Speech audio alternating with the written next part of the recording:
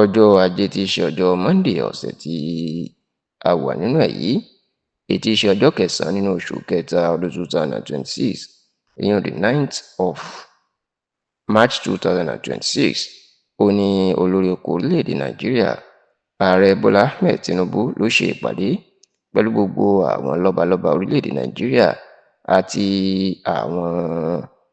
adarí ẹ̀sìn ní ilé ìjọba l'Àbújá tí wọ́n ń pè ní Aso Rock tàbí Aso Villa, tó sì jẹ́ pé níbẹ̀ ó ní àwọn ọba méjì tí wọ́n tóbi jù ní gbogbo ilẹ̀ Yorùbá, ìyún Ọ̀ọ̀nìrìṣà Ọba Babátúndé Ẹniìtàn Adéyẹyè Ògúnwùsì Ọ̀jájá kejì àti Aláàfin Ọ̀yọ́ Ọba Abdulhakeem Abímbọ́lá Ọ̀wádé àkọ́kọ́. Níbẹ̀ ni àwọn kábíyèsí méjèèjì ni wọ́n ti pàdé, tó sì jẹ́ pé àwọn bàbá méjèèjì wọ́n kíra wọn dáadáa nínú ìpàdé ọ̀hún. Ẹ rántí wípé láti ìgbà tí Ọba Abdulhakeem Abímbọ́lá Ọ̀wádé tó ti gorí ìtẹ́ láti nǹkan bí oṣù kẹrin ọdún tó kọjá, ní àjọṣepọ̀ àárín òun àti Ọ̀ọ̀nìrìṣà tó jẹ́ àrólé Oòduà ní àjọṣepọ̀ wọn kò ti gún régé, tó sì jẹ́ pé àsìkò tí kábíyèsí tó fẹ́ fi gbajúgbajà oníṣòwò ilẹ̀ Ìbàdàn ní olóyè Dọ̀tun Jibril Sànúsí tó fẹ́ fi joyè Ọ̀kánlọ́mọ Oòduà, ẹni Aláàfin ló fi ọ̀rọ̀ síta láti kìlọ̀ fún kábíyèsí pé Ọ̀kánlọ́mọ ilẹ̀ Yorùbá ló fẹ́ fi jẹ àti pé kó má ṣe dán wò, bó bá dán wò yóò rí nǹkan tí ojú ẹ̀ yóò rí. Ọ̀rọ̀ yìí ló sì fa ariwo tí Ọọ̀ni ò fèsì, bó tilẹ̀ jẹ́ pé àwọn alátìlẹyìn kábíyèsí jẹ́ kí Aláàfin mọ̀ pé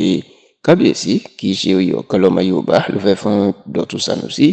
bí kì í ṣe Ọ̀kánlọ́mọ ilẹ̀ Oòduà. Ṣá o, kì í ṣe tuntun mọ́ tàbí ní téèyàn jiyàn sí láàrin àwọn bàbá méjèèjì kò gún régé, tó sì jẹ́ pé ọ̀pọ̀ ibi tí wọ́n bá ti pe àwọn méjèèjì ni àwọn méjèèjì wọn kì í fẹ́ sábà wà níbẹ̀. Ṣùgbọ́n lọ́jọ́ ajé tí í ṣe ọjọ́ Monday ọ̀sẹ̀ tí a wà nínú ẹ̀ yìí, àti Aláàfin àti Ọ̀ọ̀nìrìṣà níṣe ni àwọn méjèèjì ni wọ́n pàdé ní ọ̀dọ̀ Ààrẹ Bọ́lá Ahmed Tinubu nínú ilé ìjọba l'Àbújá. Ààrẹ ló ránṣẹ́ pé àwọn bàbá méjèèjì àti gbogbo àwọn ọba tó wà ní Nàìjíríà